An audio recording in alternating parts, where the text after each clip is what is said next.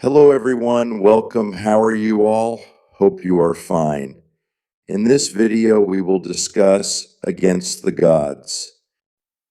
Chapter 6, Peerless Beauty. When Xiaoying was alive, Xiaoli's position in the Xiao clan was second to none, for even the leader of the Xiao clan at that time was respectful towards him. There was a clear reason.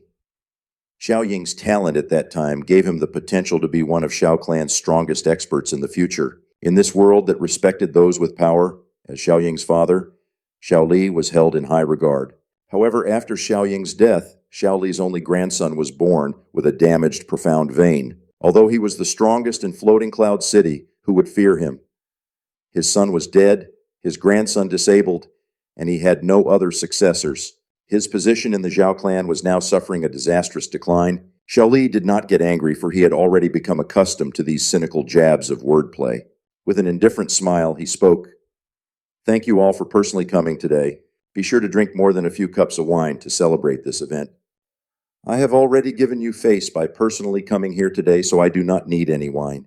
My grandson, Xiao Chengji, has now reached the 7th level of the elementary profound realm. I have been here for quite a while now. I must personally go stabilize him, third elder said as he stood up. TL, give face. Give somebody respect, especially when in public. Chengji has already reached the 7th level of the elementary profound realm. To be only 17 and have such success, his future is truly limitless. No wonder you were positively glowing today. That is surely gratifying. The other 4 elders rose to congratulate him with a surprised look on their face. Although well-disciplined, Xiaoli's face had a look of condensed anger. His 4 brothers had always showered him with respect, but ever since Xiaoying's death and the confirmation of Xiao Che's damaged profound vein, their attitude changed for the worse. Basically, they do not bother to show respect for him anymore. They typically bragged about their own grandsons in front of him, but now, in his own grandson's wedding hall, they still fearlessly flaunted their own grandson's achievements. His brothers used their own grandson's success to rip out the deepest scars in his heart. All of a sudden, the atmosphere that could make one sweat bullets shifted. The master of ceremonies, Xiaoda, hurriedly tried to speed up the wedding process and exclaimed in a squeaky high voice, "The bride and groom, go into the bridal chamber. Distinguished guests, please go to the banquet." In the midst of the sound of gongs and joyful drum beats, the couple who many were watching finished their rituals of worship and started to walk towards Xiao Che's small courtyard. The bridal chamber was the room where Xiao Che usually lived in. It had been decorated entirely in red. The carpet on the floor was finely embroidered with a dragon and phoenix that flew upon clouds, an auspicious symbol for a blissful marriage. The room full of red silk also contained a large double happiness sign, and 2 red candles were shining brightly between a golden lamp. The dragon and phoenix engraved on the candle seemed to sway in the twinkling light. The flickering candle touched upon golden glazed curtain and seemed to fill the room with a dreamy, hazy color. It was isolated from the outside world and gleamed in such a way that would make one's eyes soften. Xia Qingyu's maid Xia Dongling escorted Xia Qingyu to sit in her bed and then soundlessly stepped out of the room while closing the door. The room became silent, and they could only vaguely hear the soft sound of their breathing. Xia Qingyu sat there quietly, soundless and motionless. Xiao Che did not approach her, but instead stood near the doorway and stared past it with a shadowy look in his eyes. Your grandfather was disrespected during your own wedding. You must be really upset, right? A soft, clear voice entered Xiao Che's ear and his expression changed. Although Xia Qingyue's words stung his ears, she left him in awe, for she took the initiative to talk to him. Xiao Che glanced to his side and hesitantly spoke. You can take down that phoenix coronet now. That thing is too heavy, and if you wear it for too long, it would become uncomfortable. According to the wedding traditions of the profound sky continent, the groom must take off the coronet for the bride. A while back, as he was trying to help her off the carriage, she stung his hand with her mysterious cold aura. Xiao Che was too prideful to touch her again because he was fearful of that happening again. Besides, he did not think the cold Xia Qingyue would even be willing to accept his offer if he were to actually try to help her with her coronet. After a slight pause, Xia Qingyue raised her hands and silently took off the phoenix coronet. At that moment, a beautiful, breathtaking face appeared in Xiao Che's line of sight. As she raised her charming eyes and met Xiao Che's in contact, he immediately became stunned. A pair of indescribable, magnificent eyes met his. It was as if the world's essence lay deep within her eyes. Not even the world's most brilliant painter, nor the most precious of words could accurately portray her beauty. Her jade-like skin and creamy face was as white as snow under the dim lights in the room. Her lips were like the world's most delicate petals, and her nose was of the most beautiful of sculpted white jade, high and proud with an innate nobility. Your reputation precedes you, Xiao Chu murmured, measuring her with his unblinking eyes. A pair of beautiful eyes peered back at him. An endless gravitational abyss drew his every attention and thought, making it difficult for him to move his eyes elsewhere. Although this was an arranged marriage decided since they were born, aside from the occasional glimpses he took when he was young, this was actually the first time he truly saw Xia Qingyue since the age of 10. This was because Xia Qingyue rarely left her home, and the disabled Xiao Che had low self-esteem that evolved into an inferiority complex.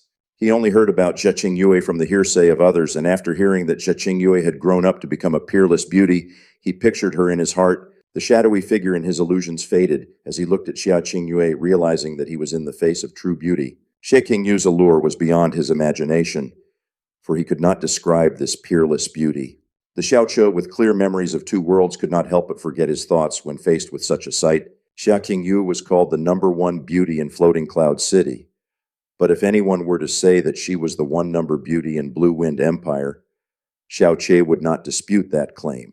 He could not think of anything that would surpass this beautiful spectacle before his eyes. The girl in front of his eyes was yet only 16. Girls at that age have not fully blossomed, but it is impossible to imagine what would happen to Xia Qingyue after a few years. Perhaps she would reach a transcendent level by that time. A girl whose every movement and smile that could move the world was born in Little Floating Cloud City. And this girl has become his wife today. Xiao Chu could not help but question the authenticity of his reality. And you are not what the rumors say, nor what I had imagined as well. Xia Qingyue rose, and her touching curve of her body was exposed as she approached Xiao Che. Her eyes shone like water as she slightly parted her lips. Rumors say that your vein was disabled, so you can only stay at the first level of the elementary profound realm. Because of that, you have a weak physique and low self-esteem, since you only stay at home. Your only friends are your little aunt Xiao Lingxi and my younger brother Yuanba. The only thing on your body that can be regarded as an advantage would be your appearance. Your profound aura is not only weak and murky, but your profound vein is indeed disabled. However, your personality is completely different from what the rumors claimed you to be. Xia Qingyu stopped at a distance of 3 steps before Xiao Che as she stared straight at Xiao Che with her beautiful eyes. Although you deliberately hide and pretend your true character, I sensed your arrogance ever since I laid my eyes upon you. You are completely the opposite of those rumors. Earlier at my place, I froze your hand with my profound power, but your calm reaction surprised me. If your hand wasn't so still, I would have doubted that I failed to use my power. In the wedding hall, you and your grandfather Xiaolie were mocked during such an important occasion, but it only looked like you were angry for a quick second, and then your anger disappeared. Your expression and heart rate showed no signs of abnormal fluctuations at all. It is difficult to achieve that mental state of mind, even for a middle-aged, profound spirit practitioner. When you look at me, there is an obsessed glint in your eye that is not diminished even now. Your disabled profound vein is fact, but your true personality and state of mind has fooled everyone, Xia Qingyu whispered as her boundlessly deep eyes stared at Xiao Che. Xiao Che startled in surprise. With Xia Qingyue that close to him, one would usually be in ecstasy when in the presence of the perfume of her floral scent, but Xiao Che could not be bothered to be moved by that. His heart had completely went in shock as he stared back at her in awe. It was true, he was indeed a proud person, regardless of who he was in the presence of, because back when he was in the Azure Cloud Continent, he was one of the proud warlords there. Anyone living in Floating Cloud City at the moment was not on par with those legendary warlords of his time. Although his strength went through an extreme decline, his state of mind stayed the same. He did not deliberately set out to appear that way, but it was the natural attitude of his previous life. However, he had to keep his prideful self hidden because of his current lack of strength and situation. What Xia Qingyue said had perfectly described his personality in one go. On the road from Xia Clan back to Xiao Clan, he always thought that she held him in contemptuous disregard, for she was a heavenly treasure, and he was the mud on the floor that people despised. It was a typical common thought, but he had never been aware that she had been watching him during their journey back. Xiaoche suddenly saw Xia Qingyue in a new light as he looked into her extremely beautiful eyes.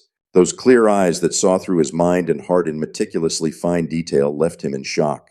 You know, this Xiaoche, with two memories of experience, was a person that could not be moved in the face of all the world's heroes and even in the face of death. Yet she already saw him through. Was she really only a girl who had just turned 16? How can this 16-year-old girl possess such a monstrously keen eye and mind? Xiaoche had a suspicion that maybe Xia Qingyue was like him, a person reincarnated into this world. Are you enduring it? Xia Qingyue asked after a pause. Enduring it? Xiaoche let out a seemingly self-deprecating laugh. Perhaps the truth of my damaged profound vein won't change. In the profound sky continent, living a life with a disabled profound vein has made people look down on me like I am the scum on the bottom of their shoe. Is there a difference between a cowardly self-blame and a silent endurance? Enduring it? More like he was tolerating it. Yesterday's Xiaoche was exactly as what the rumors had said he was.